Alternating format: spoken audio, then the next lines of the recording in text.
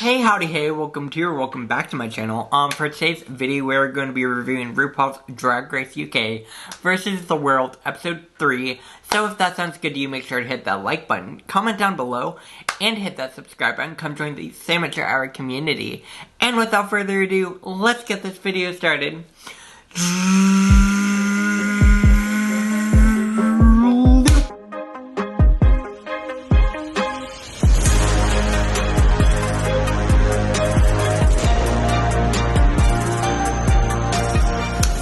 Alright, so we are just missing one thing. Whoop, there we go. Alright, so for today's video, we are going to be reviewing RuPaul's Drag Race UK versus the World. Episode 3, for this week's challenge, the queens had to do a Rhythmical, perform in a Rhythmical, and then present a spots runway, a polka dot runway, if you will. So we're gonna get right into it. Obviously this episode is starting out with the queens walking back in the workroom after the elimination of Cheryl Ho. And they're talking about Cheryl first, looking at her mirror message, doing the things that they do. And then of course we get to the couch moment where they're talking about Cheryl's elimination, and Jimbo reveals what their lipstick, who they would have eliminated with their lipstick. And Jimbo had picked Juju. So it becomes this entire drama moment because Juju calls Jimbo out and says, Jimbo, you told me that you would save me, so I would save you later. Because Jimbo said that to both of the queens who were up for elimination, obviously. And it becomes this whole thing where people are calling Jimbo shady, saying Jimbo is kind of being a little, what's the word? Just shady and a little messy, if you will. And I see what they're saying, but also I probably would have eliminated Juju because, again, Jujubee was pretty big name competition, and I feel like getting rid of Jujubee early would be a smart decision. And we'll get to that later in this episode because there's even more with that. But there's a whole drama because everyone's like, oh, now we can't trust you, we can't trust Jimbo, Jimbo's out for herself, oh, nobody's trusting, blah, blah, blah. So it's definitely some drama right up from the bat with Jimbo, and it's kind of creating the storyline that we'll get this episode. Obviously, this is going to contain spoilers, but it's a whole lot. But that happens, and then we get into the new day in the workroom, where RuPaul comes in and introduces the mini challenge, where the queens are going to have to do a reading challenge, because reading is what? Fundamental. So they do this reading challenge moment, if you will. The readings were fun. There were a few queens who struggled. Mo definitely struggled a little bit, but that's fine. Actually, I did want to talk about one moment with Mo earlier on in the day when Mo addressed the other queens and told everyone that they wanted to go by Mo from here on out. No longer going by Monique Cart, and I really love that Mo is having this moment. I love that they're talking about trying to remove gender from their performances, or from very gender fluid, very gender neutral, which I really am enjoying. Like, I love Mo this season, and I thought this was a really cool moment. So from here on out, I'm going to be referring to Mo only as Mo Heart, Mo Stunning, Mo Everything. So of course, Mo Heart. Work. Stunning. Alright, so we get to the reading challenge. Like I was saying, Mo struggled a little bit. I don't think Blue was as funny as she thought she would be. I don't know, let me know what you thought down below. Obviously in the end though, the winner of the reading challenge is going to be Jujubee. So Jujubee finally gets to win something this season. Obviously we are 3 episodes in, and it's finally getting a mini challenge. She's finally getting a mini challenge win. But, I did think Juju's reads were funny, so it felt fair. Yeah. And then Juju gets to put out all the roles for the Rhythmical. Because the Rhythmical this week, or Rhythmical for this challenge, is going to be West End Wendy's, sort of taking on, roles from the West End and doing a spoof on all of them, if you will. And for me, I'm a very big musical fan. Little Shop of Horrors is my favorite musical. If you couldn't tell, Little Shop of Horrors tattoo, I love Little Shop of Horrors. So I'm very, very, very particular when it comes to the Little Shop of Horrors. And we'll get to that later. But for the musical challenge, obviously they're all taking on iconic musical roles. So this was a fun moment. Juju gets to put out all the roles. Everyone wants to do Liza. So of course, Juju picks Liza for herself. And then everyone else kind of disperses the roles based on what everyone else wants, or tries their best at least. So there are a few moments I want to talk about specifically, excuse me, especially with Baga. Because Baga doesn't get the role she wanted. She only said she wanted Liza. That was the only role she said she wanted. And Juju took that role, obviously. And then continued to disperse out the rest of the roles. And then Baga gets upset because Baga's like, I never get what I want. I'm getting the worst role. I hate this role. Blah, blah, blah, blah, blah. Sort of a Tracy Turnblad role from Hairspray, obviously. Which I'm like, Hairspray is a great musical, so, first off, really? But also, interesting. Interesting move, Baga. Because, obviously, this is All-Stars, basically. So, if you are going to be a butthead this entire time, that might not work out for you later in the end. All I'm going to say, Baga. Think that through. Maybe. Anyways, so all the roles are dispersed. Mo does get Frankenfurter, or I'm just going to refer to the role of Frankenfurter. Obviously, they're all spoof names of the actual characters, with the exception one, which is Meryl Streep, which I'm still confused on why Meryl Streep was just a role for this. I don't get that. It was just a weird moment, but everyone gets their roles. Mo is Frankenfurter. Blue is obviously Maria from Sound of Music. Baga is Tracy Turnblad. Pangina is Annie. Janie is Meryl, and so on and so on. So you get the idea. Everyone gets that sort of iconic role from Broadway sort of moment. So they're all doing that. And then we get to Choreo. I'm going to go ahead and get to the Choreo now. The choreographer was really great. I really enjoyed this moment. Obviously, a few queens struggled. Jimbo suddenly had a neck injury and was saying that they weren't be able to do the choreo as well as they wanted to, so the choreographer dumps down the choreo even more for Jimbo. This was interesting. Jimbo basically said that they slept on their neck funny, and sure, I believe you. I'm not going to say I don't believe you, but it's a bit sudden, I will say. That's all I'm going to say about that. But, choreo happens. Mo is a bit nervous because obviously last time with Choreo, we all know Mo with their cartwheel moment from All Stars 4, Season 10, all the above. But I think Mo works it out in the end. Baga, again, is continuing to be upset about the role. Blue is having fun with it. Pangina is having fun with it. Juju, I love Juju, and I don't think Juju embodied the role that they wanted to as well as they needed to. And you could tell that from the choreo from the beginning, if you ask me. So, those are all the roles. They do the choreo. Work. I'm going to go ahead and get to the next day, where obviously Baga is still a little bit upset. This is kind of a routine for Baga at this point. I feel like just being upset. Okay, then Baga. But, let's go ahead and get to this musical, because I have some thoughts. For the musical, I love musicals. Like I said, musicals have always been one of my favorite things. Like, if I could sing, I would love to be in musicals all the time. But, for me, the challenge did not live up to the musicals that it included. And it was a bit boring. I don't know if that's just me. Let me know what you thought down below. Like, I thought the performances were fun. It's not the Queen's fault. I just didn't necessarily love this musical.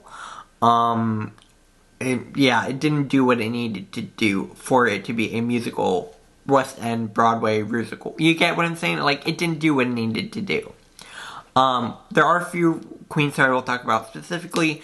Pangina did a really, really great job embodying the role. Obviously, old Annie, you get the joke. I thought she did a really good job. As Franny, she had fun with it. You could tell. The costume worked. It all worked really well for Pangina. Then, of course, we get Baga, who did the Tracy Turnblad role, the vegan Tracy Turnblad, basically.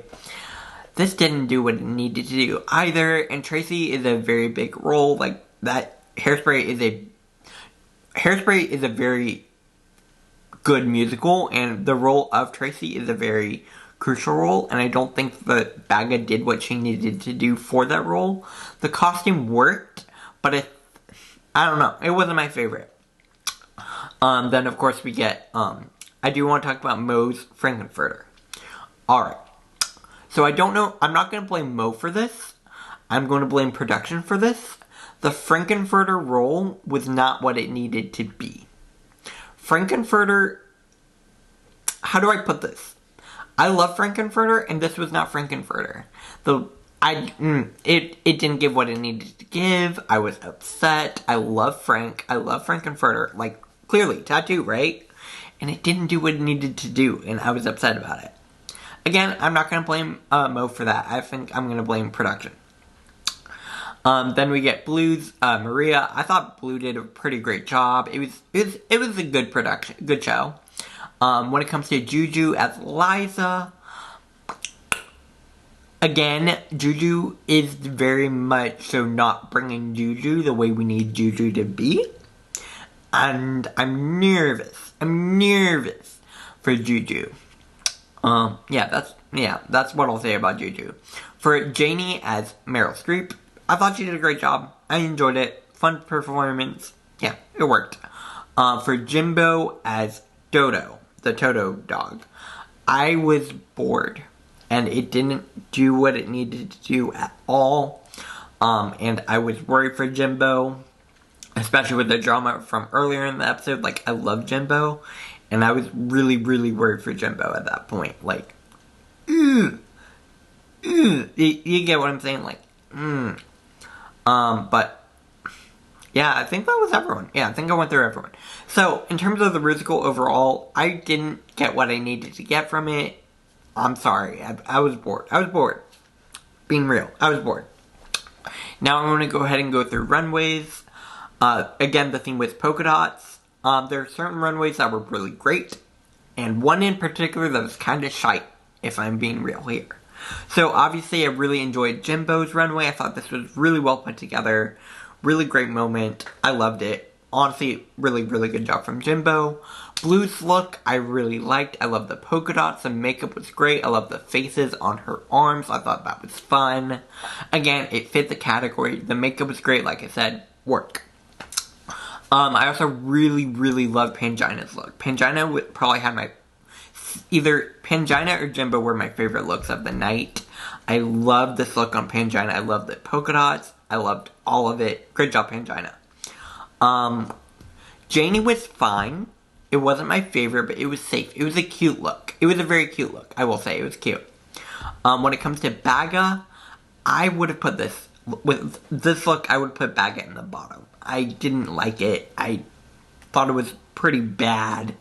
It didn't do what it needed to do. Yeah, that's all I can say about that. And finally, Juju.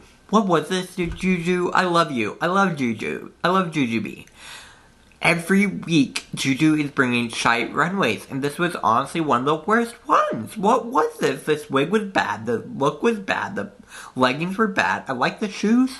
I will say I like the shoes, but it didn't do what it needed to do. What were these random snakes glued onto your... I understand, like, the whole Club Kid vibe. I get that. I didn't think this was at the level that if you are going to go for a Club Kid that it needed to be at. If you are going to go for a Club Kid, larger than life, do some wild shit.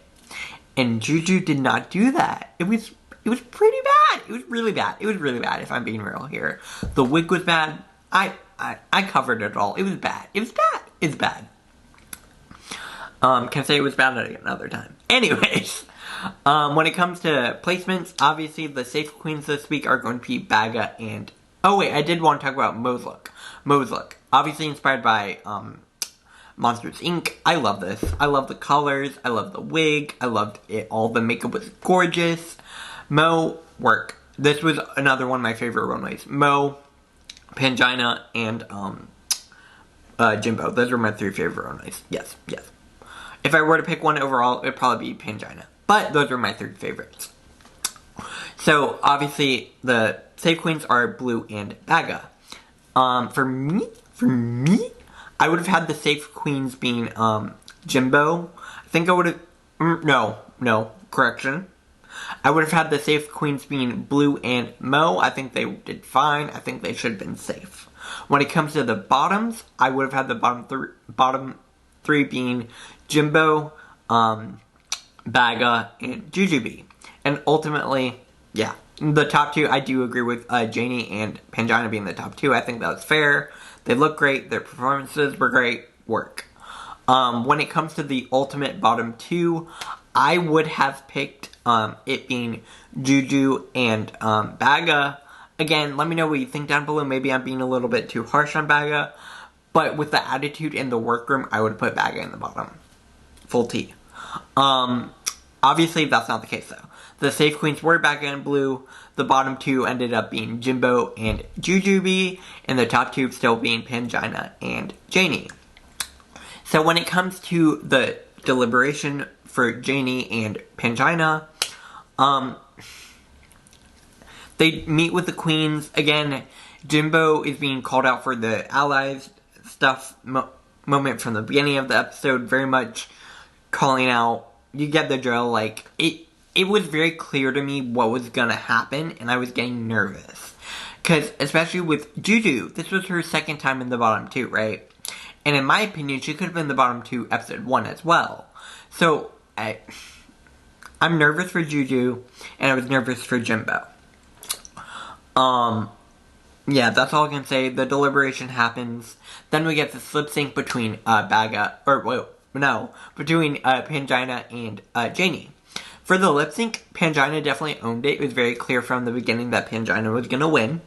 I love Janie, but Janie was doing very much so the same movements back over and over.